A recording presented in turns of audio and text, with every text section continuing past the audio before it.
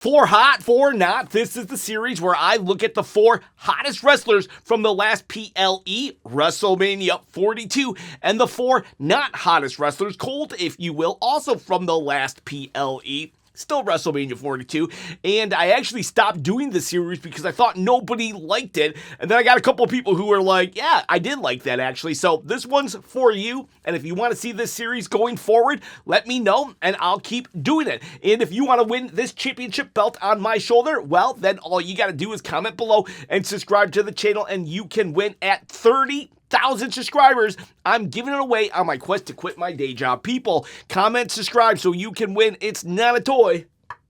It's a replica. All right. Our first hot wrestler is Ciro Mieto himself, Penta. He's like some fajitas. You can hear them in the restaurant as the waiter, waitress comes to your table. You hear how hot and sizzling they are, and you look, and you just can't help to be like, ooh. And that's what Penta is. Penta right now is doing a great job after WrestleMania. The Intercontinental scene is very lively right now. We got Javon Evans kind of helping him out, but, you know, kind of probably eyeballing the Intercontinental Championship as well. Rusev going at Penta. And Penta did beat him on Raw, but it furthered the storyline. Ethan Page, a call-up from NXT, has entered the picture. I mean, Penta just defended it in a great ladder match at Mania. Yeah, I think the Penta experiment with the Intercontinental Championship, it's working. All right, who's not hot? Oh, this one pains me, but I'm going to have to put Gunther on this list. Now, Gunther, he's probably more lukewarm than anything, and there's a lot of lukewarm talent right now in WWE. Let's focus on Gunther. He'll be the poster boy for lukewarm on my cold list. And again, I love Gunther, but he's more like a cup of coffee, like black coffee that's just been left out at room temperature. It's still really strong, but lukewarm coffee just doesn't do it for you. And what is going on with Gunther right now is just not doing it for me. Gunther retired John Cena, AJ Styles, and some other guy, and then he goes into WrestleMania with just a 2-week build because, well, just because. And he faces Seth freaking Rollins in what people are saying is the best match of WrestleMania 42, though I would say Roman CM Punk is, but whatever, it's a good match nonetheless. He wins. And then what happens? The next week on Raw, he gets a backstage promo about how he's going to go after the World Championship, but then Jacob Fatu goes after the World Championship. And then the next week on Raw, he isn't even featured on Raw. Like, what are we doing with this guy? Yeah, he's still strong, I guess, when he returns, but yeah, he's just a lukewarm cup of coffee. Hot, Trick Williams. Ooh, boy howdy. Trick Williams right now is my current favorite wrestler in WWE. He's a breath of fresh air, and that's how hot he is, actually. He's like fresh donuts. Like, they're fresh. Everybody wants a piece of one of those donuts, and I just want Trick Williams on my screen. He just became U.S. champion, so he's moving on up the card, and now coming out of WrestleMania, his storyline is still captivating me, and it's based around a stupid gingerbread man and Sami Zayn. And I'm loving Sami Zayn again because of Trick Williams. That storyline is making both of them interesting and fantastic. Sami could be on the hot list right now too, even though he lost at Mania, because a loss doesn't necessarily put you on the cold list, and it's that storyline with Trick, his personality and everything that is making him interesting. Heck, there was a backlash against celebrities in WrestleMania, and somehow, some way, Trick got Little Yachty, kind of like the celebrity pass, and he's still with them, and we're all like, yeah, you know what? This Little Yachty Trick Williams pairing is good. That's because Trick just makes everything work. He's fresh, he's hot, like some new donuts out of the oven. As cold as can be, the tag team division. I don't like to just do entire divisions, but like, I'm talking across the board. The tag team division, it's like, he's dead, Jim. It's like toe tag in the morgue, dead. Very dead. Look at the SmackDown tag team division right now. Who's it held by?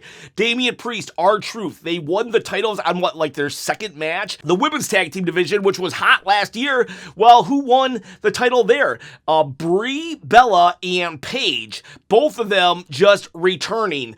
And so, no chemistry whatsoever. Just, hey, we're here. They win the matchup. And then on Raw, I guess it is Logan Paul and Austin Theory who are part of the vision, but let's be honest, it's just two guys that kind of came together and they won the tag team. These are not really cohesive tag teams that have the championships, and there's really no storyline attached to any of them right now. I guess you just did have the Street Profits come back and return, so there's a little bit of a story on Raw with the tag team division, but for the most part, Dead Jim. The tag team division are such an afterthought that it's painful. It's painful for someone like me who grew up in the Attitude Era when we had the New Age Outlaws, Edge and Christian, Hardy Boys, APA, the Dudleys, or back in the 80s, Demolition, A Walking Destruction, Legion of Doom, Road Warriors, same team. Fabulous Rougeau Brothers, The Rockers, Orient Express, the tag team division.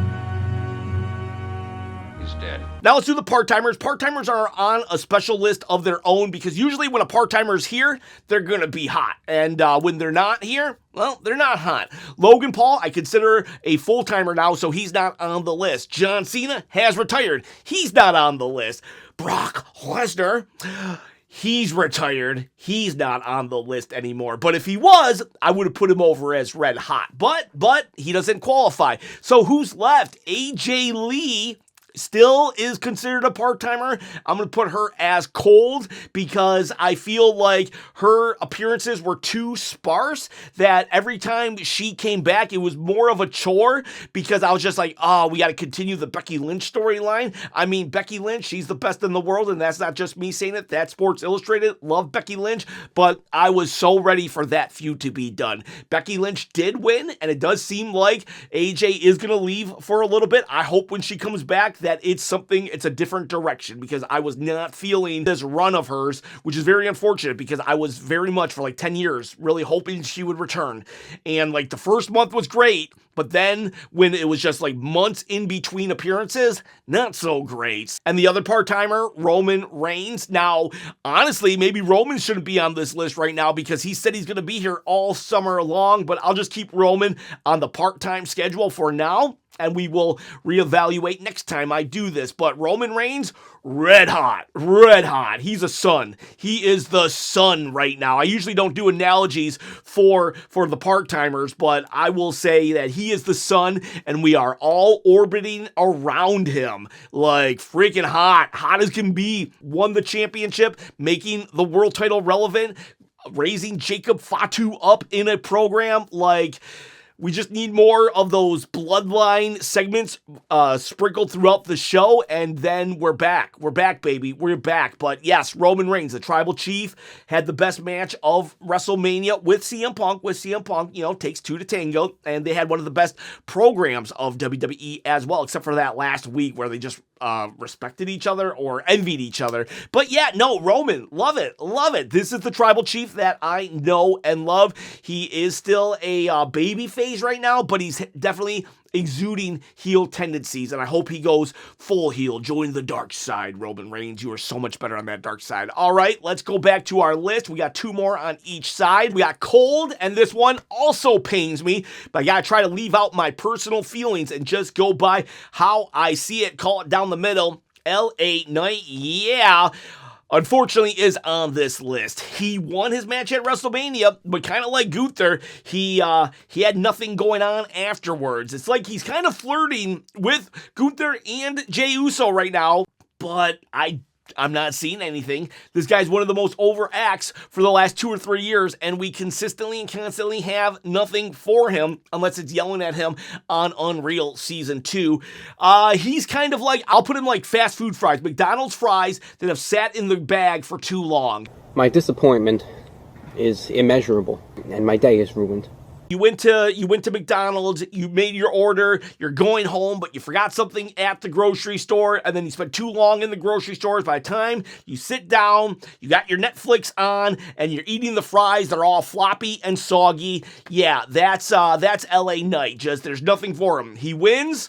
He still fries, right? He's still like, I'm gonna eat those fries. I'm still gonna cheer on LA Knight, but yeah, floppy fry, a cold floppy fry, and that's a shame. That's a shame because if you eat McDonald's fries, they're really good, and I think LA Knight is really good, but we get the floppy version because Triple H. Hot is Jacob Fatu. We've already kind of spoken on him, but Jacob is like, I would say he's like a forest fire. Man, he is just an uncontrollable forest fire. Good luck trying to put him out. He has now stepped up to the tribal chief. He's like, I don't even want your tribal chiefdom. I just want your money. I just am jealous of you. That's how you say you're jealous of somebody. I want your stuff. I really do appreciate the honesty of Jacob Fatu. I just want your stuff. That's a unique way to start a feud, and I love it. Honestly, Jacob Fatu then also bringing back the tongue and death grip. Oh my gosh, Haku Ming used that way back in the day. I popped hard when I saw that, and I love that you can say things like I popped hard while being a wrestling fan, but you can't say that anywhere else in in this world. Jacob Fatu, he's now face-to-face with Roman Reigns. He looked like he belonged. Now, I don't think Jacob Fatu is going to beat Roman Reigns, but just being in the ring with Roman is actually going to elevate Jacob Fatu. This is a situation like after WrestleMania 14 where Mick Foley fought Stone Cold Steve Austin. Nobody thought he was going to beat Stone Cold, but it did put Mick Foley, Mankind, Dude Love's name in that main event scene where in about a year or two that Mankind was able to become the top champion. So that's what I see this right now, and this forest fire, they're not putting it out anytime soon. Even a loss to Roman won't really diminish what this forest fire is doing. Bold right now, and this one sucks. It's Jordynne Grace. Jordynne Grace, I don't understand. Even in NXT, I feel they didn't really give Jordynne Grace the respect that she deserved. And then on the main roster, she has done pretty much nothing. I know that there has to be winners and there has to be jobbers/losers, but Jordynne Grace, she was the one who WWE brought into the Royal Rumble, like when she was part of TNA. She was like the first crossover promotion person, so I thought that she was almost guaranteed a spot. And no, like, consistently, she just loses. I would say she's like forgotten about leftovers. Will never be chosen. I know. And if you don't clean up the fridge soon, there's gonna be mold on those leftovers. So like, can we do something about this? Because Jordynne Grace, cold, and then hot, red hot, molten hot, Oba Femi. Oh my gosh, Oba Femi is like, he's like, let's stick with McDonald's. He's like a McDonald's apple pie. You're like, ooh, this is good. Look at this apple pie. And then if you eat it too quick. Careful, McDonald's apple pies are always a little hot. That you are going to get third-degree burns from that apple pie sauce, and you're going to love every moment of it. You're going to be like, and still just go for it because that apple pie is so good. And Oba Femi is so good. His build to WrestleMania, that was my favorite feud, actually. His build to WrestleMania against Brock Lesnar, I couldn't believe it. I was like, oh my gosh. He answered the open challenge. He punked out Brock Lesnar, and then every week he pretty much punked Brock Lesnar out. Never showed fear. And then he won. He totally won. And not just that, Brock Lesnar might have gone into business for himself. I think he did. And he said, okay, I retire. So now Oba Femi not only just dominated Brock Lesnar, then he retired him? Holy cow. The only thing that would make it better is if he had an actual storyline after WrestleMania. No, but at least they didn't take him off TV like Gunther. I will say that. And he now has an open challenge. He's such a big deal that Oba Femi can do an open challenge with no title on the line. So I do feel that there's been too many open challenges, but there are plus sides to it nonetheless. And yeah, Oba Femi, you can just see it. You can just feel it. He's a big deal. Very rare does the internet, the live crowd, and management all agree that this guy is special. He's the next big thing. And somehow, some way, we all believe it to the point where it's not, will he become champion? The question is now, will he be champion at SummerSlam or next WrestleMania? The dude has it. The dude is it. Ah, man, I love it. I love it. I love Oba Femi. I love McDonald's apple pies. Red freaking hot. And that said, if Oba Femi does wrestle at SummerSlam, who will his opponent be? Jacob Fatu or Roman Reigns? On yesterday's video, I gave a case. Should Jacob win? Should Roman win? Go check out that video right now so you can help me in the algorithm from one video to the next. It helps out a lot, and you can see why either should be facing the ruler, Oba Femi. All right, boys. All right, girls. You're hot. See ya. Bye.